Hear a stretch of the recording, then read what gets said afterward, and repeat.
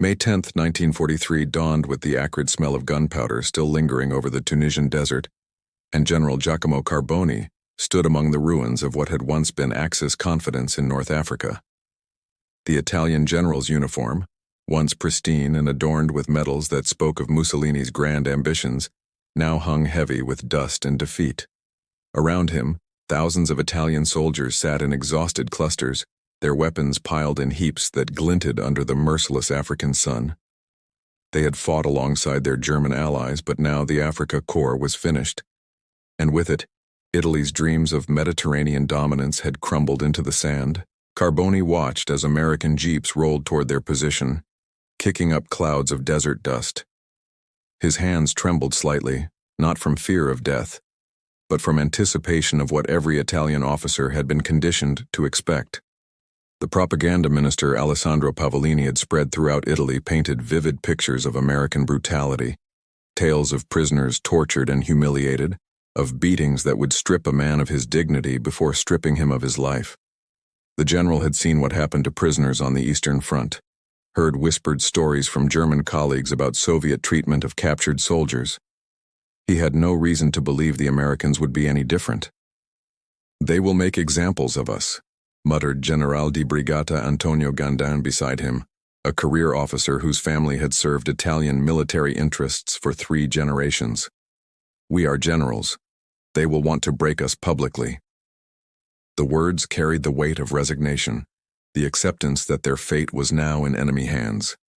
Several younger officers nearby had already begun removing their insignia, hoping that by disguising their ranks they might escape whatever special punishment awaited those who had commanded men in battle against the Allied forces.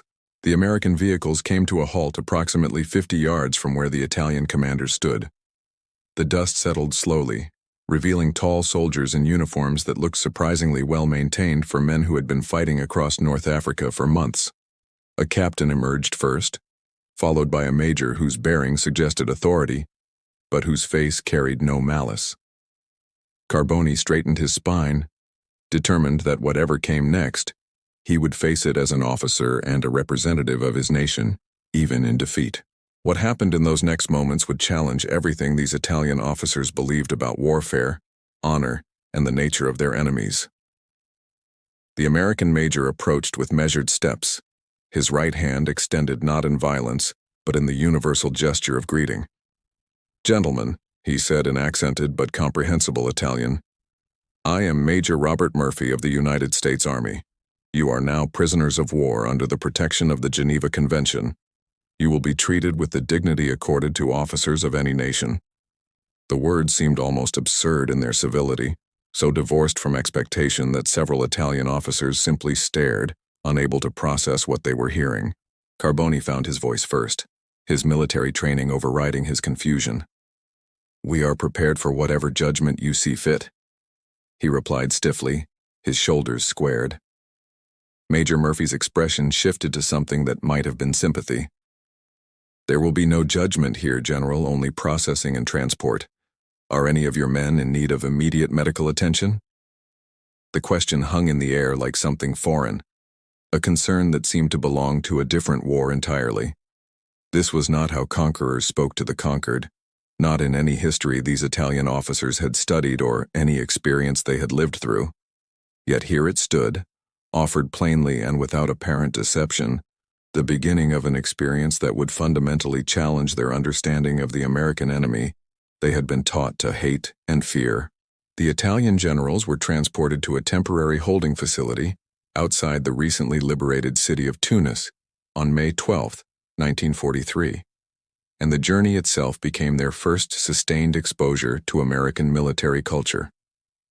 Unlike the cramped, hostile transport they anticipated, they found themselves in covered trucks with benches, accompanied by guards who offered cigarettes and canteens of clean water.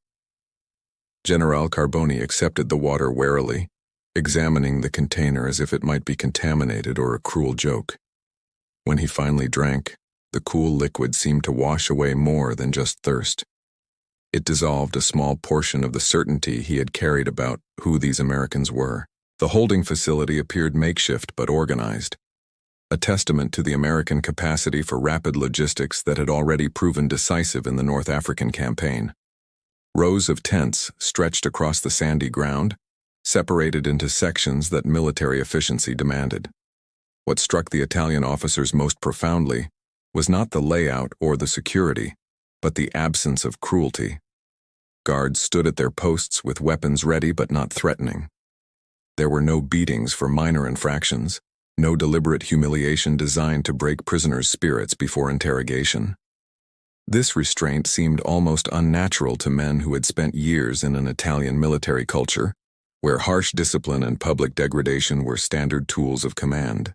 According to historical accounts documented in the United States Army Center of Military History Archives, American forces captured approximately 250,000 Italian and German troops following the collapse of Axis resistance in Tunisia, creating an immediate logistical and ethical challenge for the Allied command.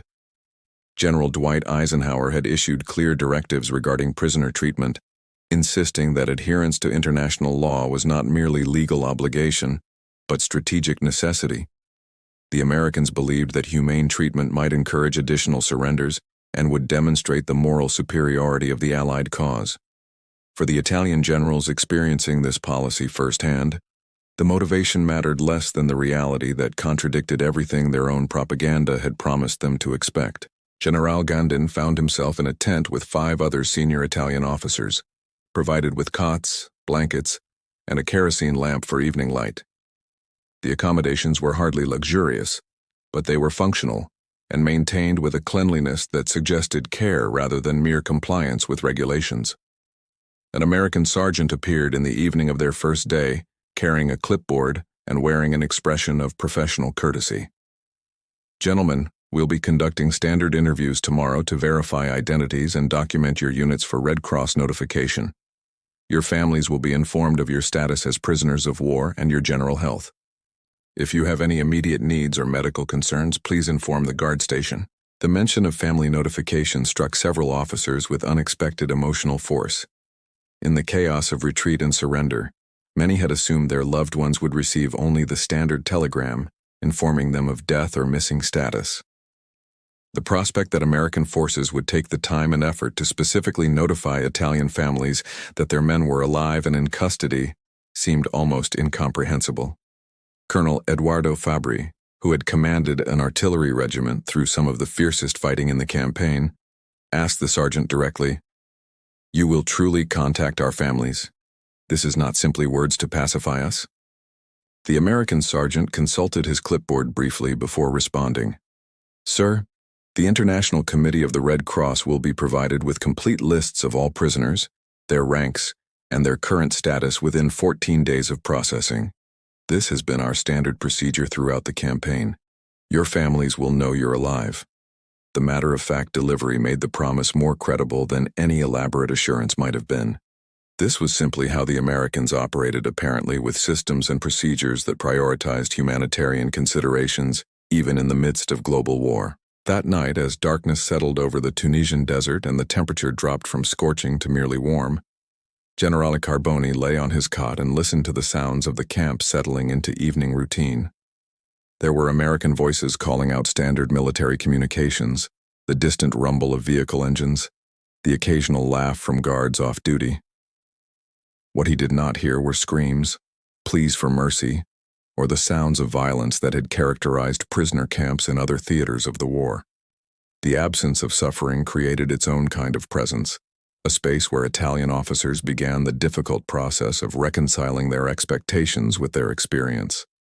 They had been prepared for physical hardship and had steeled themselves to endure it with military dignity. No one had prepared them for kindness, and that unpreparedness left them vulnerable in ways that brutality never could have achieved. May 14, 1943 brought the interviews that Italian officers had been dreading since their surrender, and Generale Carboni was among the first summoned to meet with American intelligence officers.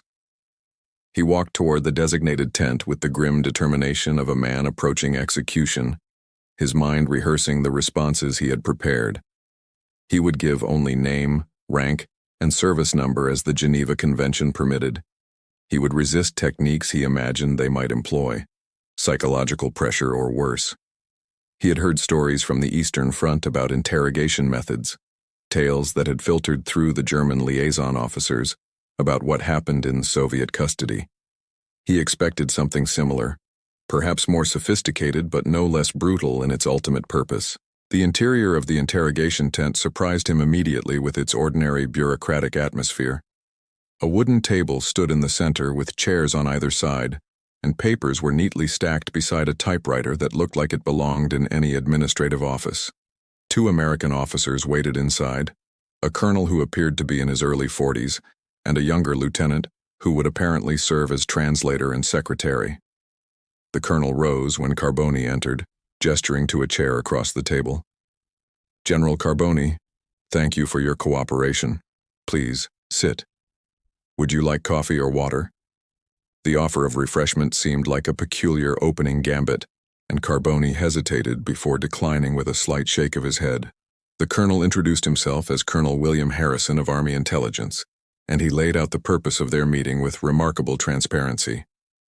"General, we need to verify your identity, document the units under your command during the recent campaign, and ensure we have accurate information for Red Cross purposes.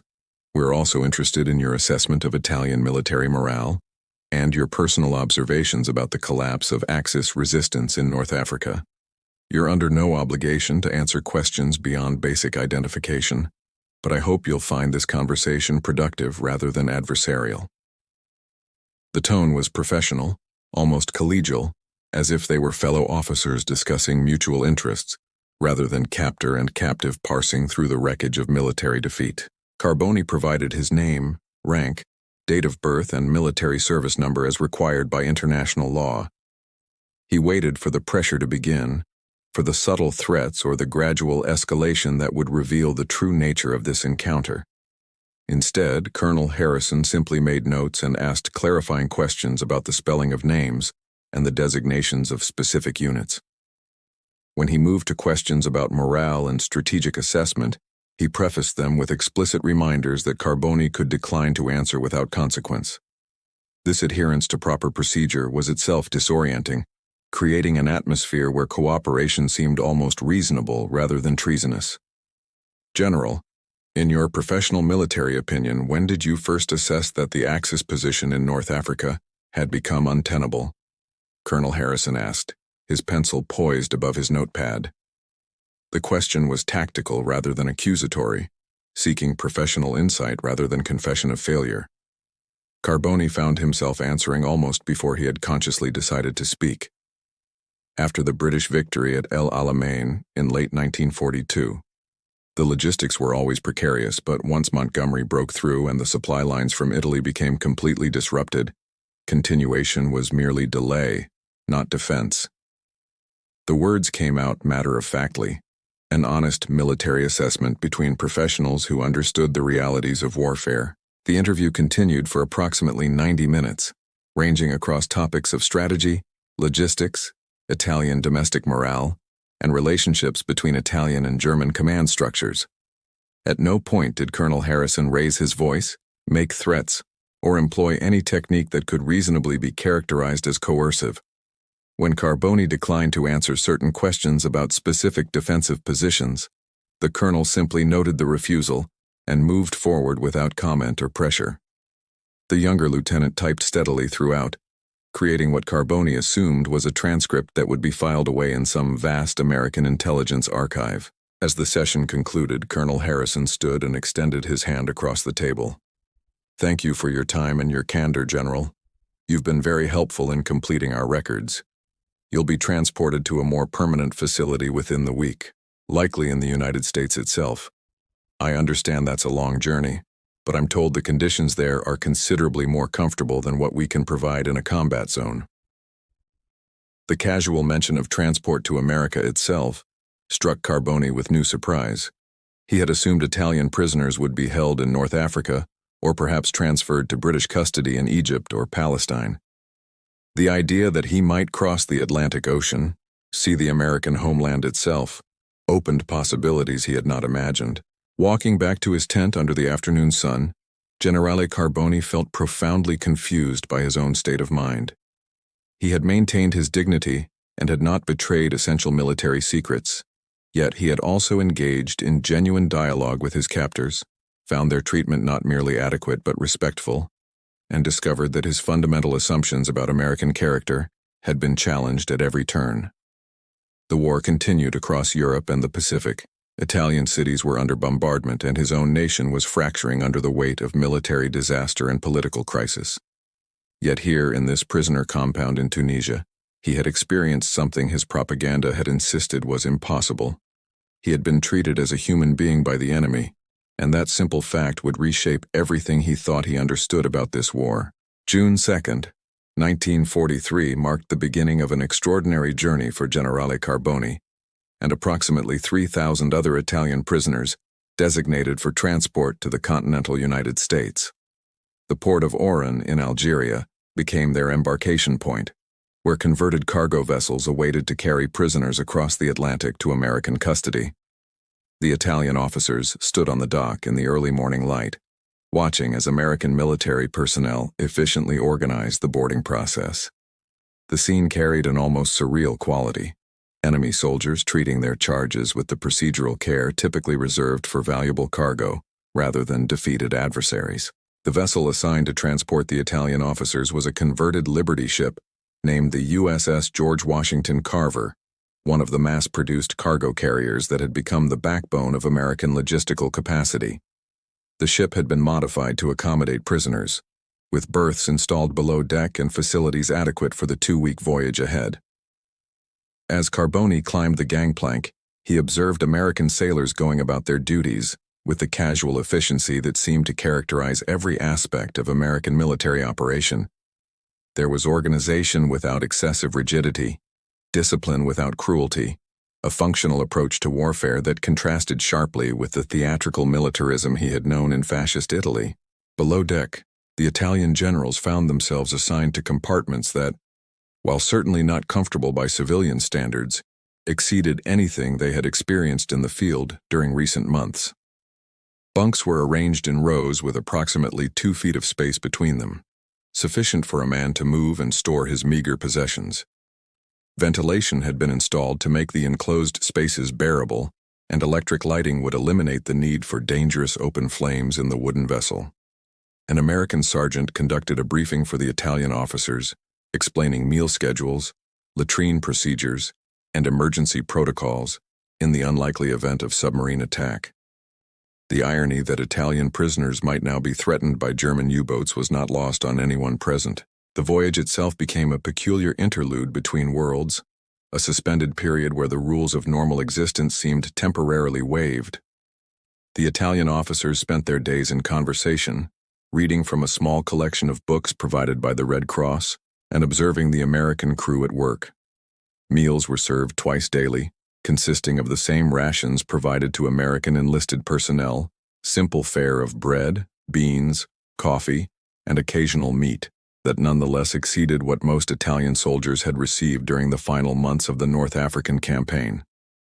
The democratic approach to food distribution, with officers receiving no special privileges beyond their segregated quarters, represented another small challenge to Italian understanding of military hierarchy. Generale Gandin, who had studied at Naval Academy in his youth, spent hours on the deck during periods when prisoners were permitted fresh air, watching the Atlantic swells and contemplating the vastness of the journey.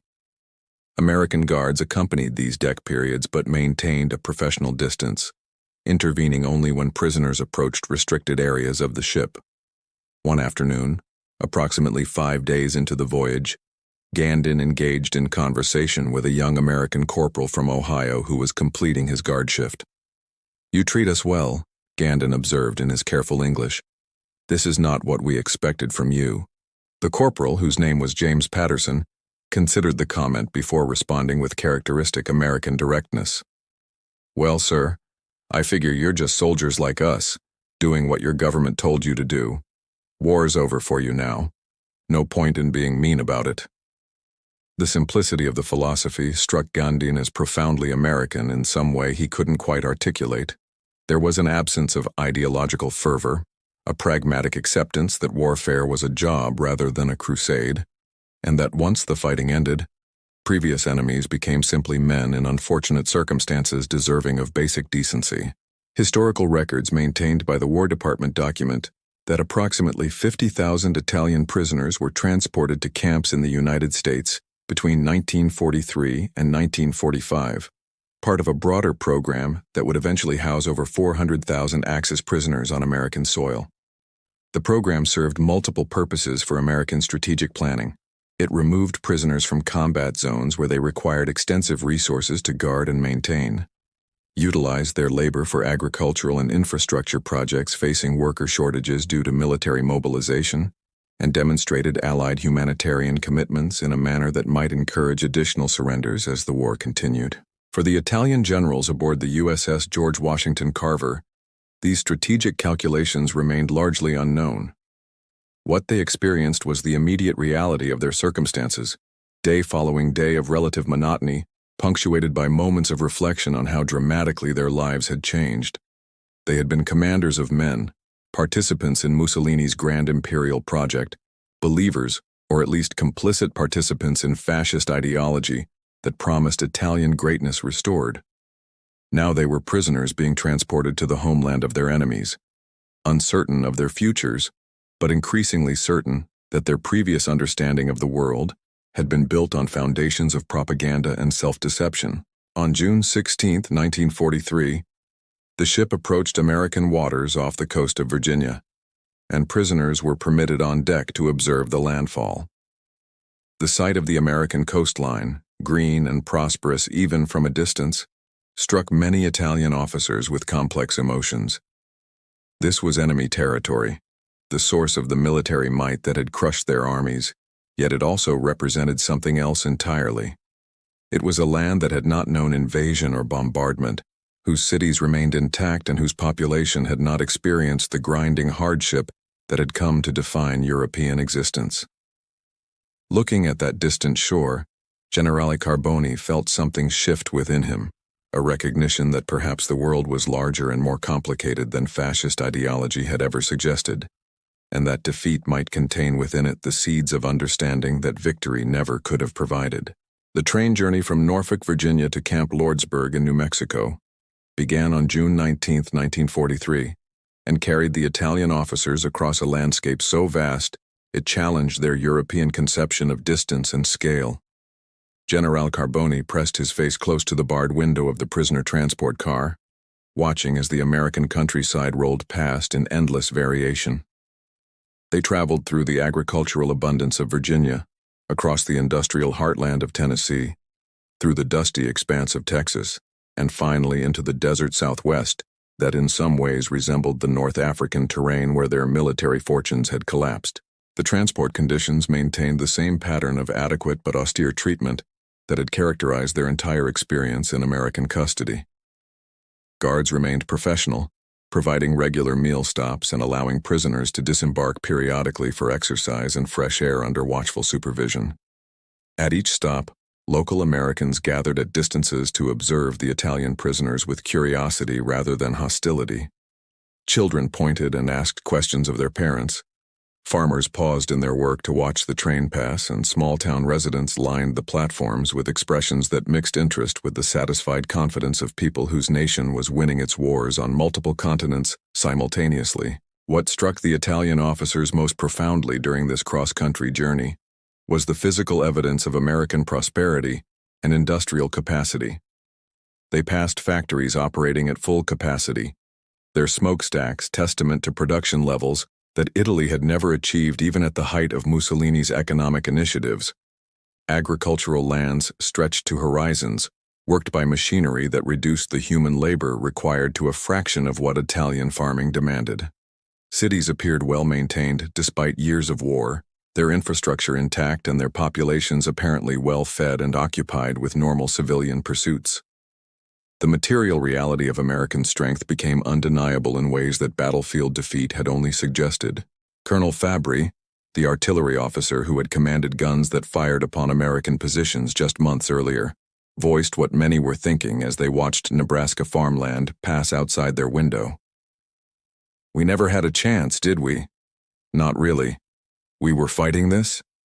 He gestured vaguely at the landscape, The farms, the distant water towers marking small towns, the railroad itself that carried them so efficiently across thousands of miles. General Ganda nodded slowly, his face reflecting the bitter acceptance of uncomfortable truth.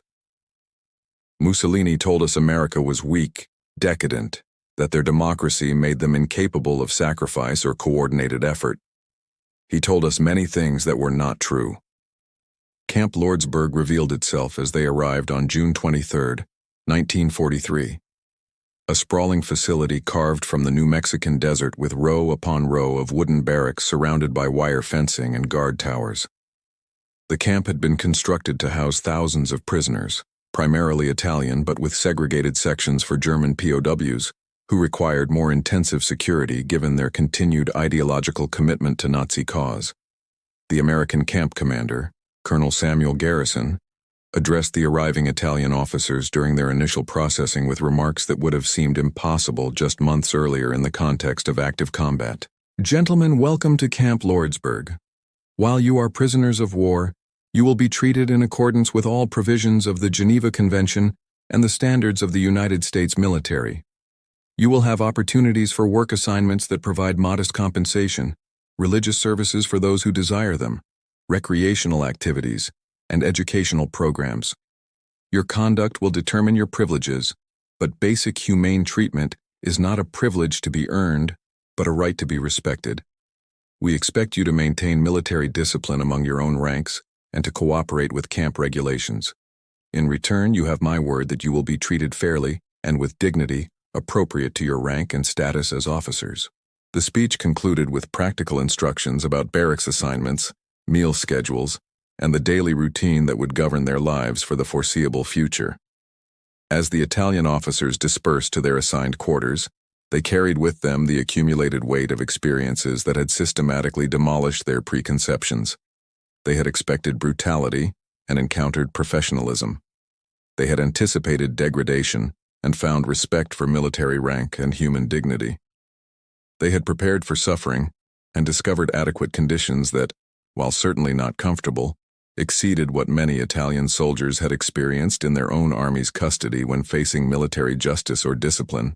The barracks themselves reflected the utilitarian efficiency of American military construction. Wooden structures with screens against insects, pot-bellied stoves for heating during cold desert nights, rows of cots with thin mattresses and military-issue blankets, and shared facilities that maintained basic standards of sanitation and privacy. Each barracks housed approximately 40 men, and the Italian officers quickly established their own internal hierarchy and organization, maintaining the military structure that gave meaning and order to their existence, even in captivity. Senior generals received minimal additional accommodation, perhaps a bed near a window or slightly more storage space, but the democratic nature of their shared circumstances enforced a leveling that would have been unthinkable in the Italian military's normal operations. Within days of arrival, the Italian officers began to experience the full scope of the American prisoner of war program.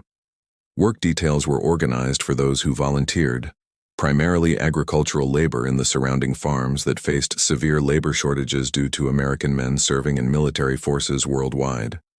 Prisoners who worked received small monetary compensation, credited to accounts they could use for purchases from the camp canteen, simple items like additional food, toiletries, or writing materials. The concept of paying enemy prisoners for their labor struck many as peculiarly American, another example of the legalistic, systematic approach that seemed to govern every aspect of their captivity. Educational programs began within the first week, organized by American officers but conducted primarily by Italian prisoners themselves. Language classes appeared first, with Italian officers teaching English to lower-ranked prisoners, while American soldiers taught Italian to guards and administrative personnel. The practical benefit was obvious, facilitating communication and reducing friction, but the symbolic dimension carried equal weight. Education implied a future, a time after the war when these languages might serve purposes beyond mere survival. It suggested that American planning extended beyond military victory to encompass the post-war period, that they were thinking about what kind of Italy might emerge from fascism's collapse, and how former enemies might eventually be reintegrated into a peaceful international order. August 7, 1943 found General Carboni settling into routines that would have seemed impossible to imagine during his combat service in North Africa. He woke each morning at 6:30 to the sound of an American bugler playing Reveille, the notes drifting across Camp Lordsburg with the same martial clarity that governed military installations worldwide. After basic hygiene in the communal washroom, prisoners assembled for morning count, standing in formation while American guards verified their presence before releasing them to breakfast. The meal consisted of oatmeal, bread, coffee, and occasionally fruit. Simple fare served cafeteria style that maintained adequate nutrition if not culinary excellence. The days divided into structured segments that balanced work, education, recreation, and personal time, with the precision Americans seemed to apply to every organizational challenge. Carboni had volunteered for the work program, joining labor details that traveled under guard to nearby farms where Italian prisoners provided essential agricultural labor. The work was physically demanding under the New Mexican sun, harvesting crops and maintaining irrigation systems, but it offered relief from the monotony of camp life and provided modest financial compensation. More significantly, it brought Italian prisoners into contact with American civilians whose attitudes proved as surprising as their military captors had been. The farm where Carboni's detail worked belonged to a family named Henderson, headed by a weathered man in his 50s whose two sons served with American forces in the Pacific Theater. Thomas Henderson initially regarded his Italian workers with suspicion, but that wariness gradually transformed as he observed their competence and work ethic. One afternoon in mid-August, Henderson approached Carboni during a water break, offering a ladle from a communal bucket. "You were a general?" he asked directly, his English slow and clear for the benefit of Carboni's limited comprehension. When Carboni confirmed this, Henderson nodded thoughtfully. "Seems strange. A general picking my cotton. But I suppose that's how war goes sometimes. You lose and everything changes." The simple philosophy contained profound acceptance of how fortune operated in human affairs, and Carboni found himself engaging in halting conversation with this American farmer, whose sons fought against Japan, while Italian prisoners worked his land. Henderson's attitude lacked hatred or triumphalism, replacing those emotions with pragmatic assessment and a kind of rough fairness. He paid the prisoners fairly through the military compensation system, provided adequate water and rest breaks despite the temptation to extract maximum labor from free workers, and treated them as men doing a job rather than as defeated enemies deserving of humiliation. This pattern repeated across the farms and work sites where Italian prisoners labored, creating thousands of small interactions that challenged stereotypes on both sides. Back at camp in the evenings, Italian officers had access to recreational facilities that expanded gradually as the summer progressed. A makeshift soccer field appeared, marked out on the desert floor where prisoners organized teams and competed with enthusiasm that temporarily erased the circumstances of their captivity. An outdoor theater provided weekly entertainment, with films shown on sheets stretched between wooden frames, mostly American movies with Italian subtitles that offered windows into the culture of their captors. Musical instruments materialized through Red Cross donations, and prisoners with talent organized small ensembles that performed everything from traditional Italian folk songs to contemporary American jazz they learned from records. The educational programs evolved beyond basic language instruction to include more ambitious intellectual pursuits. General Gandin, who had studied history at university before his military career, organized a lecture series where Italian officers shared their expertise on various subjects. Colonel Fabri taught mathematics and military engineering. A major, who had been a secondary school teacher in civilian life, led discussions of Italian literature. American authorities encouraged these activities, viewing education as a constructive outlet for prisoner energies and as preparation for the post-war period when these men would return to Italy, needing skills for peaceful society rather than martial discipline. Religious services took place every Sunday in a barracks converted to serve as chapel for Catholic prisoners, with a captured Italian military chaplain leading Mass. Father Giuseppe Marchetti had surrendered alongside the troops he served, and he now ministered to a congregation of defeated soldiers searching for meaning in their altered circumstances.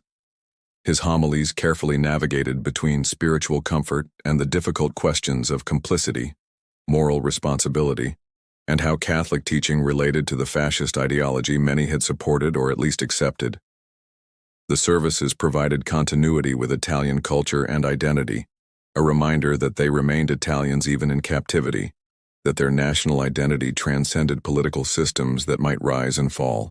September arrived with subtle changes in the desert climate, and with it came news from the war that reverberated through Camp Lordsburg with seismic force. On September 8, 1943, Italy formally surrendered to the Allies, and the Italian government that had continued under Mussolini's successors signed an armistice that removed Italy from the Axis coalition. The announcement reached prisoners through official American channels, confirmed by Italian-language radio broadcasts that prisoners were allowed to hear in controlled settings.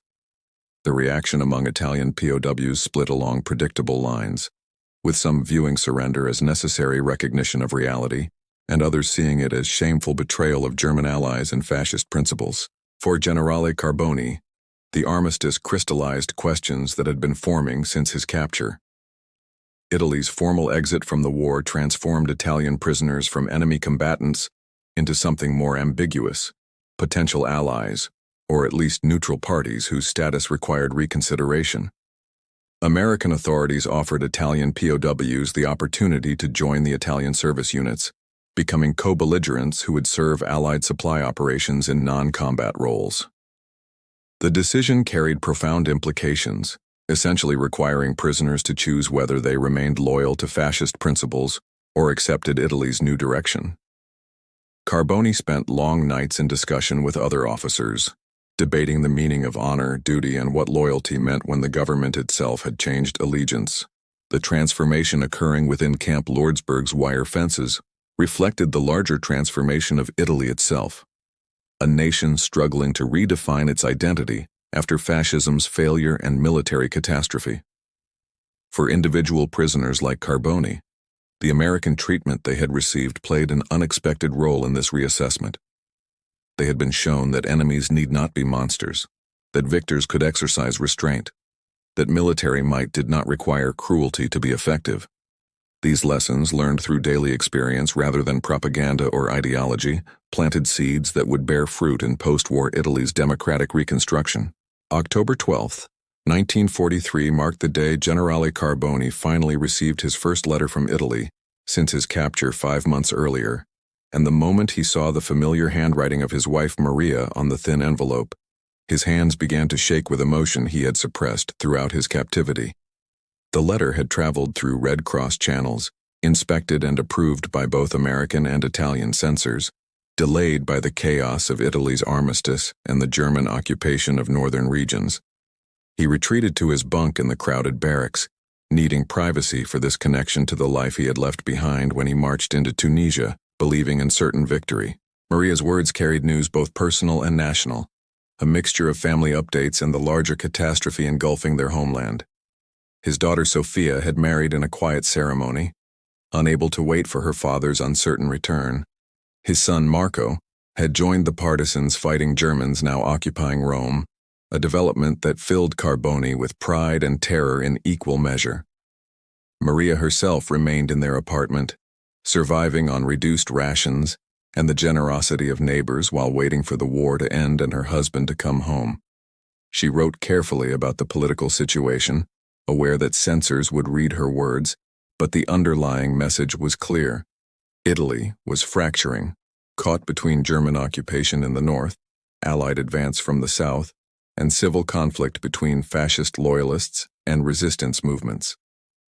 The letter concluded with words that struck Carboni deeply. The neighbors asked if you were suffering terribly in American captivity. I told them I did not know, but I hoped the Americans were more humane than we had been told. Giacomo, I hope wherever you are safe and treated well. Come home to us when this madness ends. Whatever you believed before, whatever flags you served, come home and help us build something better from these ruins. The simple plea contained wisdom his wife had possessed before he had managed to discover it through experience. She had somehow understood that fascist propaganda about American brutality was false, that ordinary human decency might transcend the ideological divisions of warfare. Carboni's experience with correspondence became typical of Italian POWs at Camp Lordsburg, as mail service established reliable patterns by late 1943. Prisoners were permitted to write letters twice monthly, limited to 1 page in length and subject to censorship review. The restrictions were explained as necessary security measures rather than punishment, preventing prisoners from communicating intelligence that might somehow advantage enemy forces. Most Italian prisoners accepted these limitations without protest, grateful simply to maintain contact with families in Italy, who faced hardships infinitely greater than the adequate conditions of American captivity.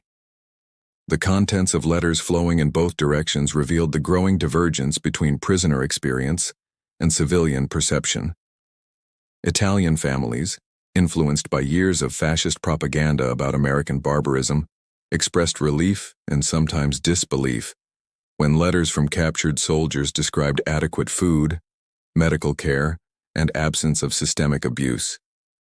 Prisoners attempted to convey their circumstances without seeming disloyal to Italy or ungrateful for sympathy, creating correspondence that carefully balanced truth with awareness that letters served as public documents, subject to multiple readings by censors, families, and communities back home. Generale Gandin received particularly poignant correspondence from his elderly father, a veteran of the First World War who had fought at Caporetto and witnessed that earlier generation's military disasters. The old man wrote with the perspective of someone who had seen grand ideologies collapse before. "You are alive, my son. That is what matters. Armies lose, governments fall, but life continues. The Romans lost battles and survived. The Italian people will survive Mussolini's folly just as we survived others before him.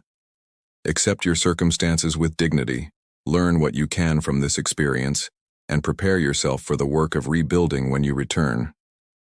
Italy will need men who understand that military glory is less important than building a society where ordinary people can live in peace and prosperity." The letters transformed camp atmosphere in subtle but significant ways, reconnecting prisoners to identities beyond their military roles. They were not simply Italian officers in American custody, but husbands worrying about wives, fathers concerned for children, sons receiving advice from aging parents, brothers hearing news of siblings. This reconnection to civilian identity complicated prisoners' relationships with military hierarchy and fascist ideology that had structured their pre-capture existence. A general whose daughter married without him present, whose son fought Germans who had been allies, whose wife survived on charity while he lived in adequate American captivity, had to confront profound questions about what his military service had actually achieved and what loyalties deserve priority. American authorities recognized the psychological importance of mail service and generally facilitated correspondence within the limitations imposed by security requirements and international postal systems stressed by global conflict. Camp commanders understood that prisoners maintaining contact with families were less likely to experience the desperate hopelessness that led to escape attempts, violence, or psychological breakdown. The strategic calculation aligned with humanitarian instinct. Another example of how American pragmatism often produced humane outcomes, even when motivated by practical considerations rather than pure altruism. By late October 1943, the rhythm of correspondence had become integral to camp life at Lordsburg. Prisoners gathered eagerly whenever mail arrived, and those fortunate enough to receive letters read them repeatedly, sharing news from home with companions whose own families might be in regions where communication remained impossible. The letters created an emotional geography that mapped Italy's suffering and resilience, connecting the ordered world of American prison camps with the chaos of occupied territory, partisan warfare, and Allied military advance up the Italian peninsula. Through these thin sheets of paper covered in careful handwriting, Italian prisoners maintained their connection to the nation they had fought for, even as they increasingly questioned the government that had led them into catastrophic defeat. Carboni sat at the rough wooden table in his barracks on October 24th, composing his response to Maria with the short pencil and single sheet of paper provided for prisoner correspondence. He wrote carefully, aware of censors but determined to convey truth within imposed limitations. I am well treated and adequately provided for. The Americans have been fair and professional. I think often of home and pray for your safety and for Marco's survival in his dangerous work. Tell Sophia I give my blessing to her marriage and hope to meet her husband when this ends. Preserve yourself and wait. I will return when possible, and we will build the life together that this war interrupted. I have learned things here that I wish I had understood before. We will speak of them when I am home. November 3, 1943 brought representatives from the United States War Department to Camp Lordsburg with an offer that would force Italian prisoners to confront their conflicted loyalties and uncertain future. The Italian Service Units program was being formalized, providing Italian POWs the opportunity to transition from prisoner status to co-belligerent participants in the Allied war effort. Lieutenant Colonel Frank Morrison presented the proposal to assembled Italian officers in the mess hall, his Italian translator, ensuring that every nuance of the offer was clearly understood by men whose decisions would carry profound personal and political implications. Gentlemen, Italy is now aligned with the Allied cause against Nazi Germany, Morrison began, his voice carrying the authority of someone conveying policy developed at the highest levels of American military and political leadership. Your nation's government has signed an armistice and is cooperating with Allied forces advancing through Italian territory. We are offering you the opportunity to participate in this effort by joining Italian service units that will provide logistical support, infrastructure maintenance, and other non-combat services that will free American personnel for frontline duties. You will receive improved conditions, modest pay comparable to Allied service members, and the status of co-belligerents rather than prisoners of war. The offer created immediate division among Italian officers at Camp Lordsburg, splitting along lines that reflected deeper questions about honor, duty, and the meaning of military loyalty. General Carboni listened to the heated debates that erupted in the barracks after Morrison's presentation, arguments that sometimes turned personal as men questioned each other's integrity and commitment to principle. Some officers, particularly those who had been fascist party members before the war, viewed cooperation with American forces as fundamental betrayal of Italy's German allies and the political ideology they had sworn to uphold. Others saw the offer as pragmatic acceptance of Italy's new reality and an opportunity to contribute to their nation's reconstruction, rather than remaining passive prisoners while Italy suffered. Colonel Fabri articulated the case for acceptance during a passionate discussion on November 5. Mussolini's government collapsed. Italy surrendered. Germany now occupies our country as an enemy rather than an ally. What exactly do we owe to Berlin at this point? Our duty is to Italy, not to Hitler's regime. If working with the Americans helps end this war sooner and reduces Italian suffering, then honor demands we consider it seriously rather than cling to outdated loyalties.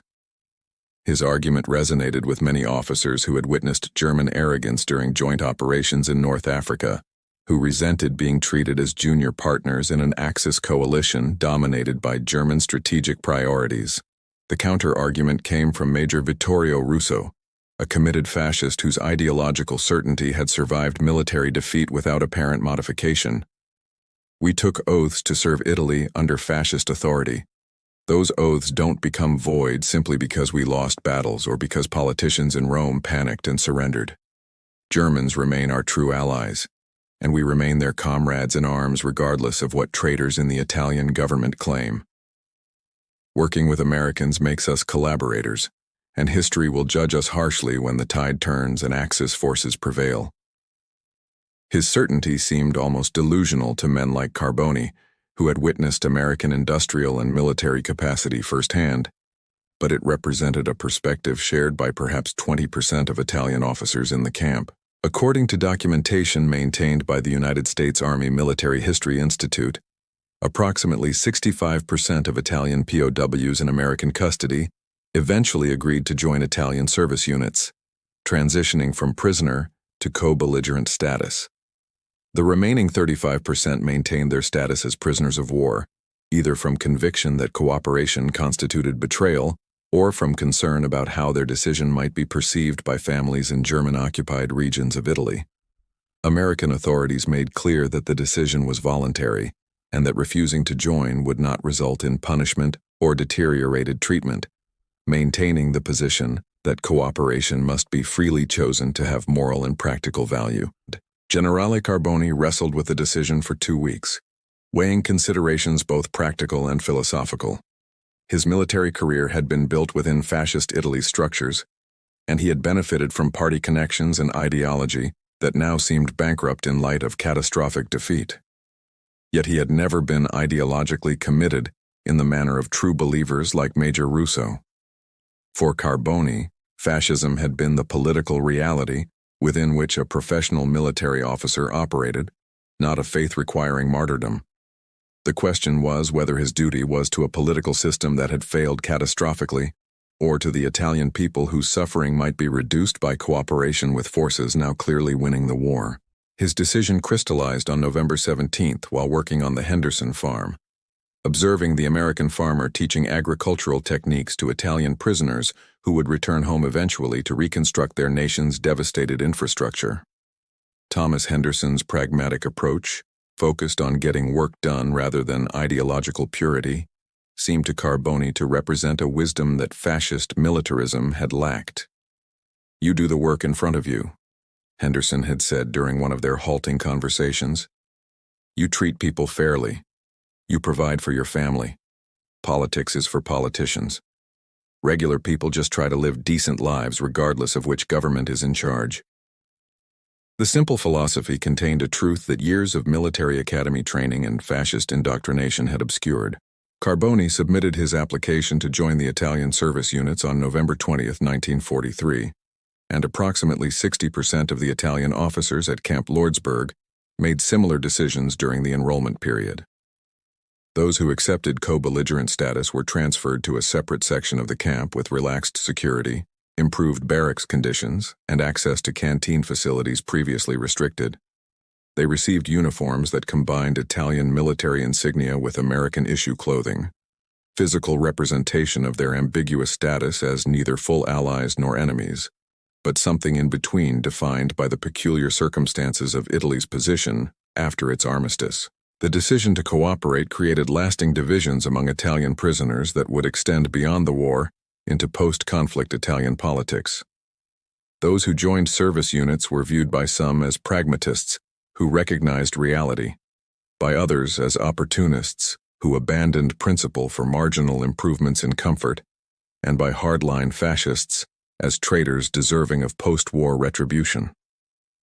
Those who refused cooperation were seen by some as men of principle maintaining honor regardless of consequences, by others as stubborn adherents to discredited ideology, and by pragmatists as foolish prisoners of abstractions that had no bearing on actual conditions. The debates reflected the broader struggle within Italian society about how to process fascism's failure and what kind of nation should emerge from the war's devastation. For Carboni personally, the transition to co-belligerent status brought subtle but significant changes in daily experience and self-perception. He was assigned to administrative work assisting American logistics officers with supply distribution planning, utilizing his knowledge of Italian infrastructure and geography to support Allied operations in Italy. The work made him tangibly complicit in the war against Germany, but it also gave him purpose beyond the passive waiting that characterized prisoner existence. He was contributing to ending a war that was destroying his homeland, reducing the duration of Italy's suffering, even if through collaboration with former enemies. The moral complexity of this position would occupy his thoughts for the remainder of his captivity and long after his eventual return to Italy. December 21, 1943, brought the winter solstice and with it the coldest temperatures the Italian prisoners had experienced since their arrival at Camp Lordsburg. The New Mexico desert, scorching in summer, revealed its capacity for bitter cold as night temperatures dropped below freezing, and the barracks' pot-bellied stoves struggled to maintain comfortable warmth. General Carboni wrapped himself in his military-issue blanket and extra clothing from the Red Cross, observing frost patterns on the barracks windows that reminded him of winters in northern Italy. The life that existed before war and captivity had transformed his circumstances so completely. Christmas approached with strange cultural dissonance for Italian prisoners, many of whom maintained Catholic traditions that defined the holiday's meaning, while living under the authority of Americans whose Protestant and secular approaches to Christmas emphasized different aspects of the season. American camp authorities permitted Italian prisoners to organize religious observances, and Father Marchetti prepared special masses for Christmas Eve and Christmas Day. The chapel barracks was decorated with improvised ornaments created from scrap materials, paper chains, and carved wooden figures that prisoners had crafted during leisure hours, expressions of creativity and connection to cultural identity that transcended the wire fences defining their physical world. The Christmas packages arrived from the International Red Cross on December 20th, distributed to prisoners with the efficiency that characterized American logistical operations. Each package contained items calculated to provide comfort and maintain morale: cigarettes, chocolate, tinned foods, and small personal items like writing paper, soap, and playing cards. General Carboni opened his package slowly, savoring each item as connection to a world beyond military authority and institutional routine. The chocolate tasted impossibly rich after months of adequate but plain institutional food, and he rationed it carefully, making each small square a moment of sensory pleasure extended across multiple days. Letters from Italy arrived sporadically through December, carrying news that painted increasingly dire pictures of conditions in the occupied north and the contested territory where Allied and German forces ground through brutal winter campaigns. Maria wrote that food had become severely scarce, that fuel for heating was nearly impossible to obtain, and that her days consisted of standing in lines for rations that often ran out before she reached the distribution point. She mentioned neighbors who had disappeared, taken by German authorities for real or suspected resistance activity, and the constant fear that Marco's partisan activities would bring retribution upon the entire family. Yet despite these hardships, her letters maintained spirits that seemed stronger than Carboni's own. "We endure because we must. Spring will come, the Allies will advance, and this nightmare will end. Be safe where you are. At least you are fed and away from the fighting. That brings me comfort when I worry about Marco in the mountains with his rifle." The contrast between prisoner conditions and civilian suffering created profound guilt among Italian POWs, who recognized that their defeat had paradoxically delivered them to safety, while their families endured hardships far exceeding anything prisoners experienced. This guilt expressed itself in various ways throughout the camp. Some prisoners threw themselves into work assignments with desperate intensity, as if laboring in American fields could somehow compensate for their inability to protect families in Italy. Others withdrew into depression, tormented by the knowledge that they were safe while loved ones suffered. Still others rationalized their circumstances through ideological frameworks, viewing their captivity either as punishment for fascism's sins or as unjust exile imposed by Victor's justice. Carboni found himself in conversation on Christmas Eve with Generale Gandin, who had received devastating news that his family home in Milan had been destroyed in an Allied bombing raid. Gandin's wife and daughters had survived by sheltering in a basement, but everything the family owned had been reduced to rubble, and they now lived with relatives in conditions of severe overcrowding. "We are warm and fed while our families freeze and starve," Gandin said quietly, staring into the pot-bellied stove where flames danced behind the iron grate. "The Americans defeated us and then treated us better than our own government treated Italian citizens. What does that say about the nation we served?" The question had no easy answer, and Carboni did not attempt to provide one. They sat in silence, two Italian generals far from home on Christmas Eve, prisoners of a nation they had fought against, struggling to reconcile military duty with moral responsibility, national loyalty with recognition of fascism's catastrophic failure. The silence between them held more truth than words could convey, an acknowledgement that the certainties they had once possessed had been shattered by experience and that whatever understanding they eventually reached would have to be built from fragments rather than inherited whole from authority or ideology. Father Marchetti's Christmas Eve Mass drew nearly every Italian prisoner in Camp Lordsburg, regardless of their previous relationship with Catholic practice. The service provided connection to Italian identity and cultural tradition that transcended the immediate circumstances of captivity. The chapel was crowded beyond capacity, with prisoners standing along the walls and outside the doors, straining to hear the familiar Latin liturgy that had been pronounced in Italian churches for centuries. When Father Marchetti reached the moment of consecration, silence filled the chapel so completely that the desert wind outside seemed loud by comparison. In that moment of shared ritual, prisoners connected to something larger than themselves, a continuity of faith and culture that wars could not destroy and prison could not contain. The homily Father Marchetti delivered spoke carefully to the complexities of their situation. We celebrate the birth of the Prince of Peace in a time of war, the coming of salvation in a time when we are far from home and uncertain of the future. Yet the Christmas story reminds us that God enters human history in unexpected ways, in humble circumstances rather than palaces, among the powerless rather than the mighty. Perhaps in our current humility, stripped of the pride and certainty we once possessed, we are more open to understanding what truly matters than we were when we commanded armies and believed ourselves masters of our fate. Christmas Day brought a special meal provided by camp authorities, turkey and stuffing that approximated American holiday tradition, adapted to institutional scale. The meal exceeded normal rations substantially, and prisoners received it as gesture of goodwill from captors who maintained professional discipline but were not immune to holiday sentiment. American guards who worked on Christmas received extra pay as compensation for missing their own family celebrations, another example of the systematic approach Americans applied to balancing institutional needs with human considerations. The contrast with Italian military culture, where lower ranks were expected to sacrifice without compensation or acknowledgement, was not lost on prisoners who had once been officers in that system.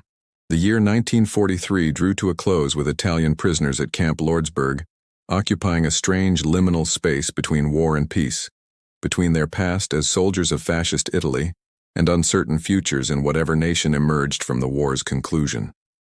They had expected brutality and experienced relative decency, anticipated degradation, and found respect for basic human dignity, prepared for suffering, and discovered adequate conditions that challenged everything propaganda had taught them about their enemies. These experiences were changing them in ways they were only beginning to recognize, planting seeds of understanding that would influence post-war Italy's reconstruction and the democratic society that would eventually replace Mussolini's failed imperial project.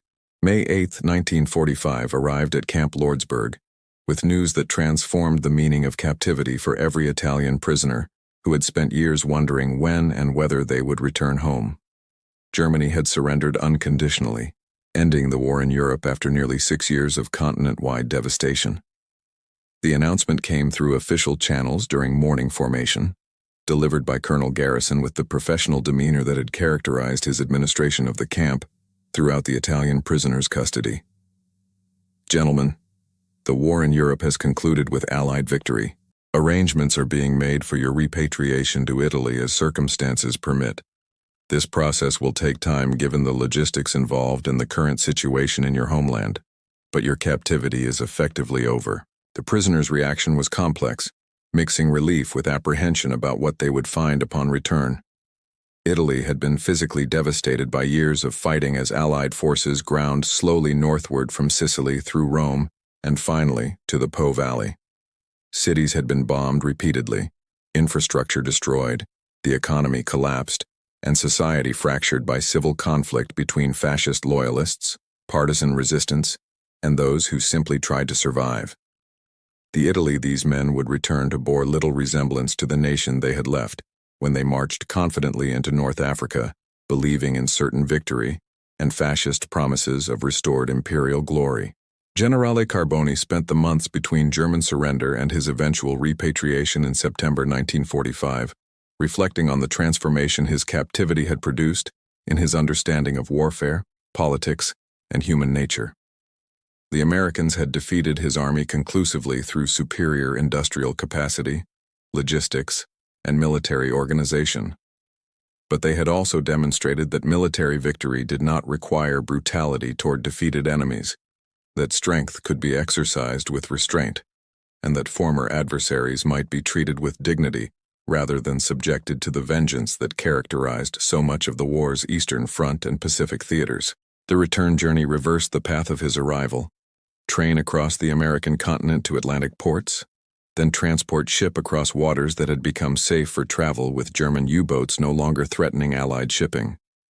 Carboni stood on deck as the Italian coastline appeared on the horizon in late September, and the sight of his homeland after more than 2 years' absence produced emotions too complex for easy categorization. He felt joy at returning, dread about what he would find, guilt about his role in the catastrophe that had befallen Italy, and gratitude for having survived when millions had not. Naples harbor revealed immediate evidence of war's devastation. Ships rested half-sunk in the harbor, buildings showed the scars of shellfire and bombing, and crowds of desperate Italians pressed against barriers seeking news of family members, looking for work from Allied occupation authorities, or simply struggling to survive in an economy that had essentially ceased functioning.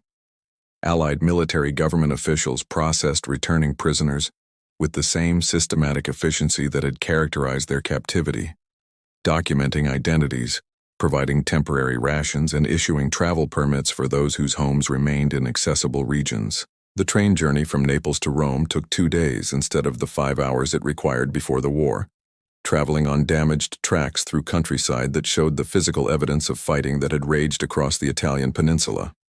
Carboni observed destroyed villages, abandoned military equipment, and fields that should have been under cultivation, but lay fallow because young men who would have worked them were dead or still scattered across prisoner-of-war camps in multiple nations. The destruction was comprehensive, touching every aspect of Italian life, and the work of reconstruction would require decades rather than years. Maria met him at Roma Termini station, and for a long moment they simply held each other without speaking. Two people who had survived catastrophe through separation, reunited in circumstances neither could have imagined when he departed for North Africa. She had aged visibly, her face showing the strain of years spent standing in ration lines, worrying about family members in danger, surviving bombardment and occupation and the chaos that followed liberation. Marco had survived his partisan service and was attempting to build a political career in the new democratic parties emerging from fascism's collapse. Sophia's husband had been killed in the final weeks of fighting, leaving her a widow at 23 with an infant daughter. Carboni resumed civilian life in an Italy struggling to forge new identity from the wreckage of fascist failure. He was not prosecuted for his military service, falling into the category of professional officers who had served their nation rather than true believers who had committed atrocities in fascism's name.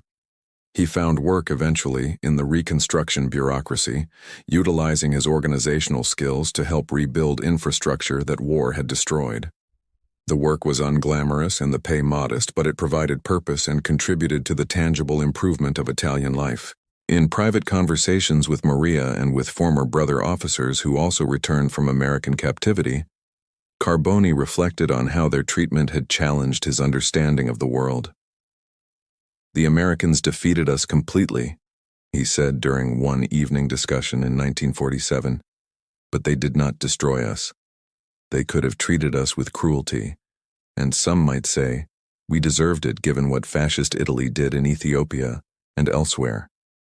Instead, they showed us that strength does not require brutality, that victors can exercise restraint, that former enemies might eventually become partners in building a better future. I learned more from American prisoner-of-war camps about how a decent society operates than I learned in 20 years serving fascist Italy. The experience of Italian prisoners in American custody during World War II contributed to post-war Italy's democratic reconstruction in ways both direct and subtle. Returning prisoners brought with them first-hand knowledge that alternatives to fascist authoritarianism existed, that democratic systems could combine efficiency with human dignity, and that military might could serve humane purposes rather than imperial ambitions. These lessons, learned through the daily experience of captivity rather than abstract ideology, helped shape the attitudes of a generation that would build modern democratic Italy from the ruins of fascist collapse. Generale Giacomo Carboni lived until 1978, long enough to see Italy transform from devastated, defeated nation into prosperous democracy integrated into the European community of nations. In his final years, he occasionally spoke to young Italians about his wartime experiences, always emphasizing the unexpected kindness of American captors and the lessons that experience taught about human nature. "We expected beating," he would say, the English phrase coming awkwardly in his accented speech. "But we received treatment that respected our humanity even in defeat." That taught me that how we treat those we have power over defines who we are more than any victory or conquest ever could. Italy learned that lesson the hard way, but we learned it. That is perhaps the one positive thing that came from our catastrophe.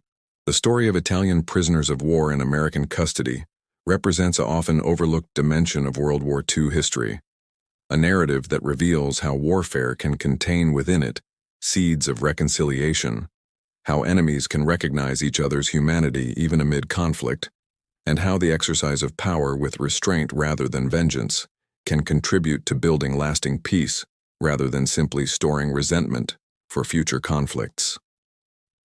For the Italian generals who surrendered expecting brutality and discovered decency instead, the experience transformed their understanding of what was possible in human relations and contributed to building the democratic society that emerged from fascism's ruins.